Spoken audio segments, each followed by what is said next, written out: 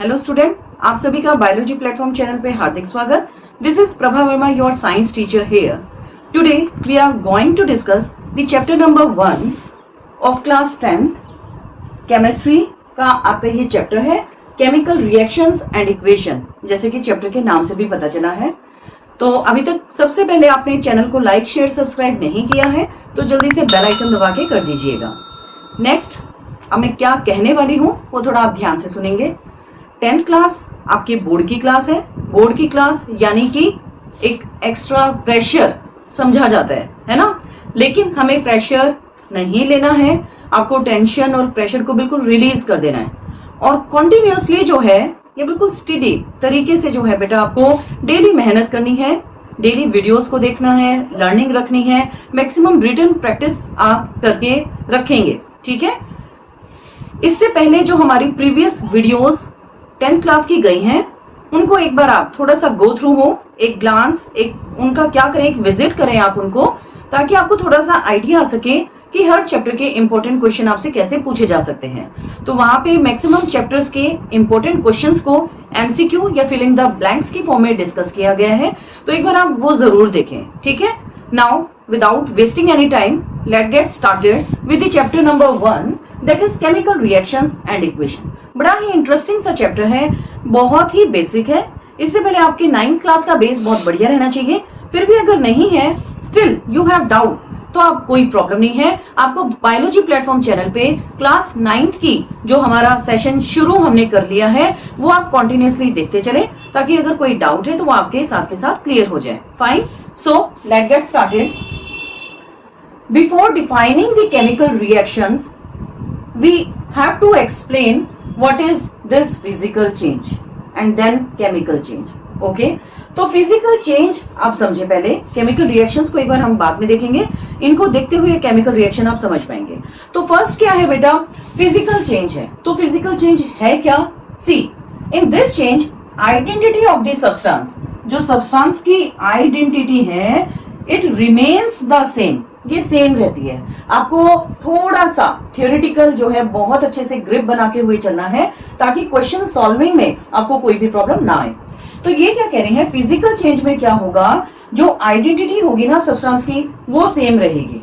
कहने का मतलब ये है। तो वो क्या एग्जाम्पल हमने क्या दिए हैं, मेल्टिंग या बॉइलिंग।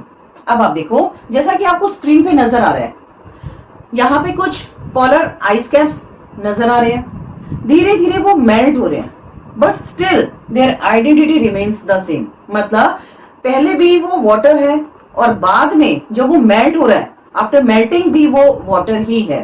तो यहाँ पे आप क्या देख रहे हैं, उनकी जो आइडेंटिटी थी वो तो चेंज नहीं हो रही है। चलो और सिंपल करते हैं इसको। फॉर एग्जाम्पल, अगर आप कहीं फॉरेन कंट्री में चले जाएं तो क्या आपका नेम बदल जाएगा, या आपकी जो आइडेंटिटी है, या आपके पेरेंट्स का नेम था, आप कहाँ से बिलोंग कर रहे थे, आपका डेट ऑफ बर्थ, क्या वो चेंज हो सकता है? नहीं हो सकता। तो क्या हुआ, जस्ट मतलब आपकी जगह चेंज हुई है, आपकी आइडेंटिटी चेंज नहीं हुई है ना। तो आइडेंटिटी क्या, मतलब आप देखो आइडेंटिटी को मेंटेन करके रखते हैं। मतलब कहते हैं कि जब हम बिल्कुल पीक टॉप पर पहुंच जाते हैं तो जो एक इंटरनल आपके जो भी कल्चर है या जो भी आपके संस्कार हैं वो तो सेम ही रहने वाले हैं, है ना, उनको तो हम नहीं चेंज कर सकते हैं। तो यहाँ पे आइडेंटिटी की बात जब आप केमिस्ट्री में लेके चलते हैं तो आपने देखा कि ठीक है, एक आइस है जो एक सॉलिड फॉर्म में नजर आ रहा है, then ice when it gets melt तो किस में कन्वर्ट होगा, लिक्विड में कन्वर्ट होगा। And when this water, that means the liquid, when it boils it gets converted into gaseous state और इट में वेपराइज। डज इट मीन कि water की आइडेंटिटी बदल गई या फॉर्मूला बदल गया? नो, वहां पे कोई ऐसा आइडेंटिटी चेंज नहीं हुआ है, तो उसे हम क्या कहते हैं, फिजिकल चेंज। तो देखो मैंने क्या कहा है कि आइस है, आइस कन्वर्ट हुआ किस में, लिक्विड स्टेट, मतलब आप वाटर की बात कर रहे हैं, ठीक है। तो यहाँ पे आप इसको लिक्विड में कन्वर्ट कर रहे हैं या आप इसको समझ रहे हैं।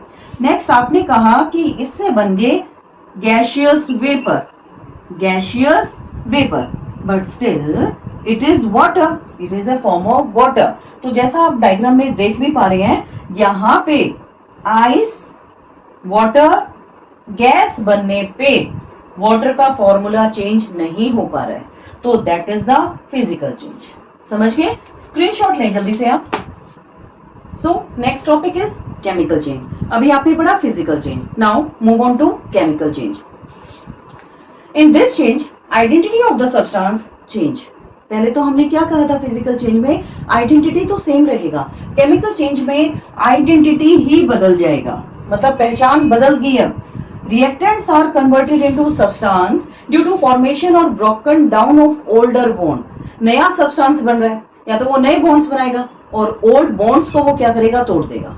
तो ये क्या होगा, देखो केमिस्ट्री या ये आपके कुछ केमिस्ट्री के चैप्टर्स ऐसे हैं जो आप अपनी प्रैक्टिकल लाइफ से रिलेट कर सकते हैं। ठीक है, तो आसपास भी आप थोड़ा सा इमेजिनेशन अपनी बना के रखें, थोड़ा ऑब्जर्व करें चीजों को कि कहाँ केमिकल चेंज अप्लाई हो रहा है, कहाँ फिजिकल चेंज अप्लाई हो रहा है। तो कुछ कोशिश करेंगे at the end of the chapter अगर प्रैक्टिकली आपको कुछ एक्सपेरिमेंट करके दिखाए जा सके, ताकि आपका जो नॉलेज लेवल है वो बढ़े, कंसेप्ट की क्लियरिटी आप में देखने को मिले। तो देखो हमने क्या कहा, आइडेंटिटी सब्सटेंस की बदलेगी, तो बदल गई, तो अब क्या होने वाला है ये हम देखते हैं। जैसा देखो आप डायग्राम में भी देख रहे हो कैसे मिल्क कन्वर्ट हो सकता है कर्ड में, केमिकल बदल गया। कैसे बदला, अभी पहले क्या था बेटा आपका, मिल्क में तो लैक्टोज था, एक शुगर था, ठीक है ना।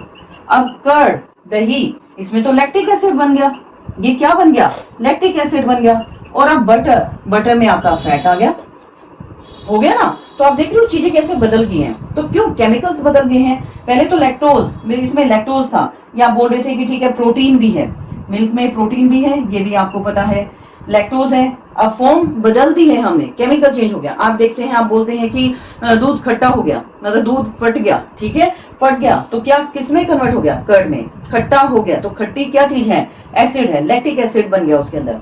अब अगर कर्ड से हम बटर बनाना चाहें, या डायरेक्ट जो क्रीम है उससे हम बटर बनाना चाहें, तो उसमें क्या आ जाएगा, फैट आ जाएगा। तो केमिकल्स बदलते जा रहे हैं। नेक्स्ट आप डायग्राम में देख रहे हैं कैसे पोटेशियम आयोडाइड आपका किस फॉर्म में, एकदम आइडेंटिटी, जो हमने रिएक्टेंट्स लिए, जो सबस्ट्रेट लिए, they finally got changed into new product, है ना, by formation and breaking of bond. कुछ बॉन्ड ब्रेक होंगे, कुछ बॉन्ड नए बन जाएंगे। तो जब नए बनेंगे तो आप देखोगे वहां पे एक केमिकल चेंज है। और सिंपल करते हैं, आपका फोटोसिंथेसिस प्रोसेस, वहां पे आप देखते हैं कि CO2 is consumed from the atmosphere and water is absorbed by the roots from the soil.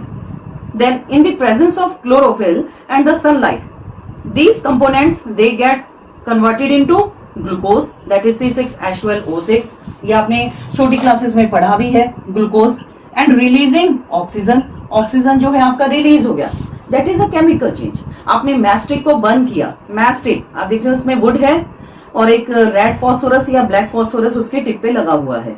तो जैसे ही आप मैस्टिक को बर्न करते हैं तो एक केमिकल चेंज आ गया, मतलब अब वो मैक्सिमम कार्बन में कन्वर्ट हो गया, ठीक है। तो आपका क्या रहा, ये सारा केमिकल चेंज रहा। तो फिजिकल और केमिकल चेंज आपके क्लियर होते हैं यहाँ पर। So now come to the definition of chemical reaction. ये शॉर्ट फॉर्म में रिएक्शन लिखा गया है। आप देखते हैं कि केमिकल रिएक्शन क्या है। अब थोड़ा सा समझ में आ गया है, अभी फिजिकल चेंज ऐसे होना है, केमिकल चेंज ऐसे होना है। तो देखो, it is the process by which two or more substance they react with each other to form new substance in different proportions. समझियो, यहाँ पे थोड़ा सा वर्डिंग्स पे आपको ध्यान देना बेटा। डेफिनेशन पे, दो या दो से ज्यादा substance when they react together finally they form a new substance और a product that can be in different proportion. See diagram आप देख रहे हैं, एक रिएक्शन आपको आ रही है नजर, ठीक है। वो रिएक्शन क्या है, अब देखें, यहाँ पे हमने क्या लिया है, एक मैग्नीशियम रिबन लिया है, एक मैग्नीशियम रिबन लिया है।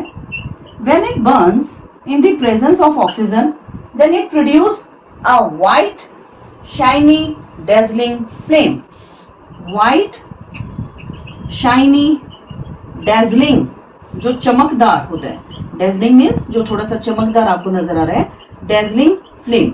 तो देखो बेटा, पहले आप समझते हैं क्या है। आप स्क्रीन पे देख रहे हैं कि हमने एक मैग्नीशियम रिबन लिया। when we burn this magnesium ribbon in the presence of oxygen then it forms magnesium oxide। तो देखो अभी क्या था, प्रोपोर्शन अभी देखो पहले क्या हो गया कि यहाँ पे आपने 2 mg लिया और O2 ऑक्सीजन है आपका, mg मीन्स मैग्नीशियम है, तो ये आपको आना चाहिए थोड़ा सा।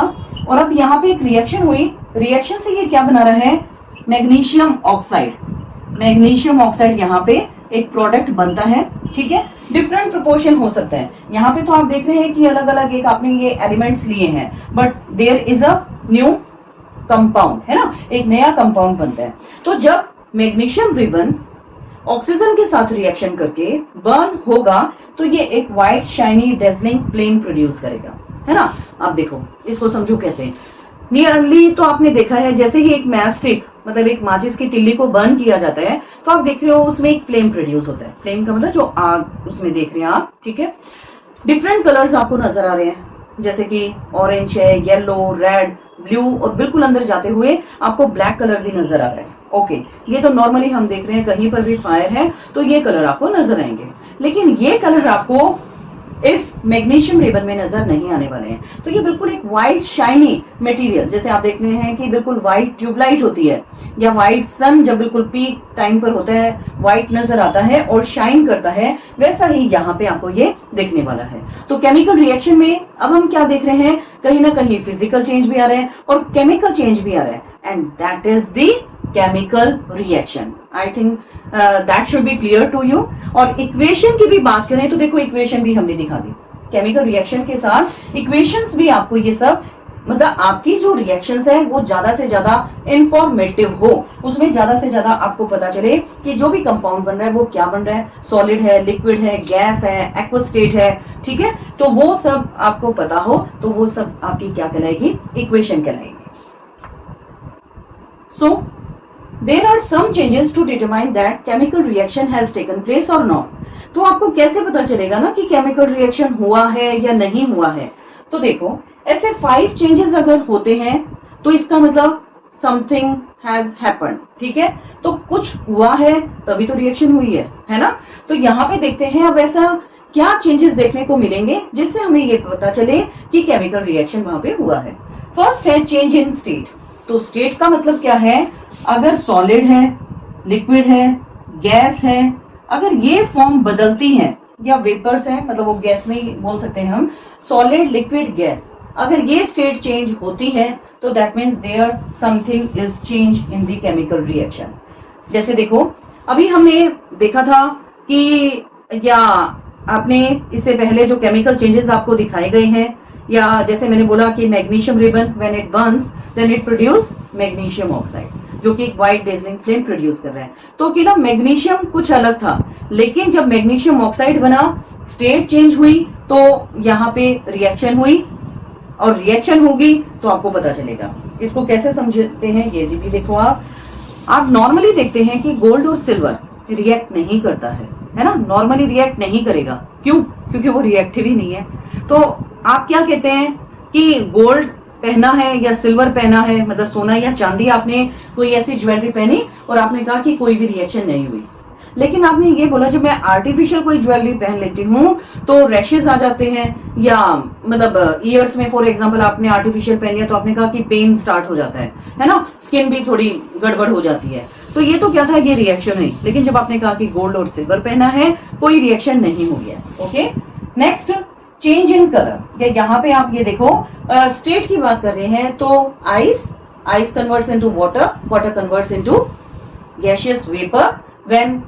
व्हेन क्या होगा, जब मेल्टिंग हुई, जब बॉइलिंग हुई तो वहां पे आप देखते हैं कि चेंज आ जाता है, और वो वेपर्स जब कंडेंस होंगे दोबारा से वो वाटर में कन्वर्ट होगा।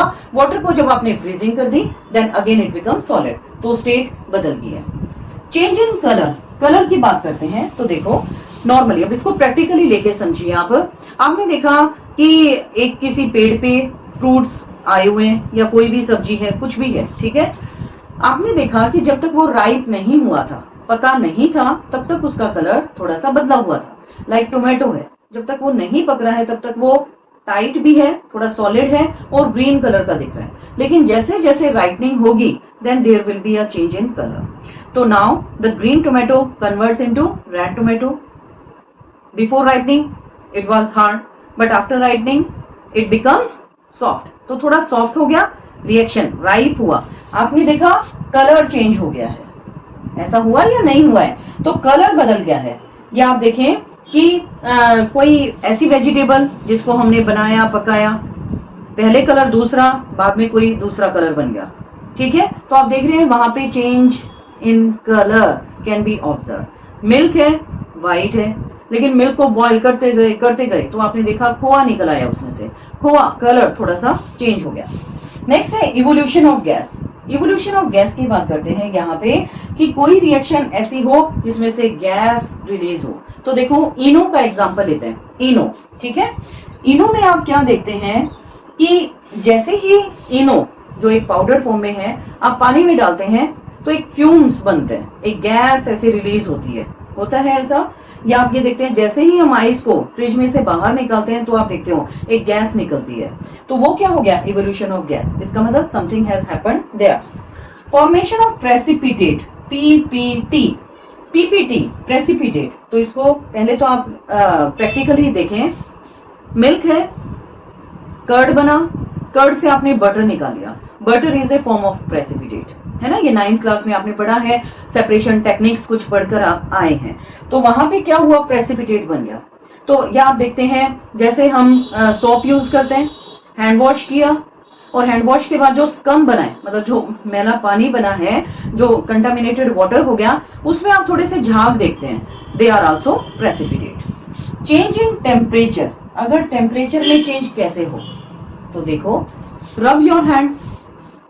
क्या फील हुआ कि आपके हाथ जो हैं, आपने जोर जोर से हथेलियों को रगड़ा तो आपने देखा हीट स्टार्ट्स प्रोड्यूसिंग, आपकी जो हथेली है थोड़ी सी गर्म होगी। कहते हैं ना ऐसे रबिंग करके आइस पे लगाना है तो एक आपको क्या सूदिंग इफेक्ट वहां पे मिलता है। तो यहाँ पे टेम्परेचर चेंज हो गया, हाथ तो ठंडे थे, अब आप सर्दियों में देखते हो हम सबकी आदत होती है, ठंड लग रही है तो we start rubbing our hand, तो आप तेज तेज गर्म करते हैं and put it on your cheeks या आइस, हेड, ठीक है। तो आपको क्या लगता है, गर्म लगता है, तो गर्म से क्या हुआ, टेम्परेचर चेंज हुआ। ये भी तो एक टाइप का केमिकल चेंज है ना। तो यहाँ पे हम क्या देखते हैं कि जब भी कुछ ऐसा चेंज आता है तो वहां पे केमिकल रिएक्शन आपका होगा। जो आप डिफरेंट डायग्राम्स भी साथ में देख रहे हैं, जहां से आपको पता चल पा भी रहा है कि कैसे स्टेट में, कलर में, गैस में प्रेसिपिटेट और टेम्परेचर चेंज होगा तो रिएक्शन कैसे होगी। तो ये आप देखो मैंने प्रैक्टिकली भी समझाया, क्योंकि अभी बिल्कुल आपको मतलब बुकिश करवाऊं तो आप कहेंगे कि मैम ये क्या करवा दिया, हमें पता नहीं चला। प्रैक्टिकल एग्जांपल देके आप थोड़ा सा कोरिलेट कर। So okay fine, this much only for today, otherwise video ज्यादा लंबी हो जाएगी। आप कहोगे कि फर्स्ट डे था, फर्स्ट सेशन है हमारा और मैडम ने इतना ज्यादा करवा दिया है, ठीक है। तो कोई बात नहीं, आप यहाँ तक चैप्टर को अच्छे से रीड करें, एनसीईआरटी बुक्स को जरूर फॉलो करना है। अदर हेल्प बुक्स हैं तो उनकी भी आप हेल्प जरूर लें, क्योंकि आपकी नॉलेज डीप होनी चाहिए। और ऐसी इंफॉर्मेटिव वीडियोस के लिए चैनल को लाइक, शेयर, सब्सक्राइब करना ना भूलें। धन्यवाद।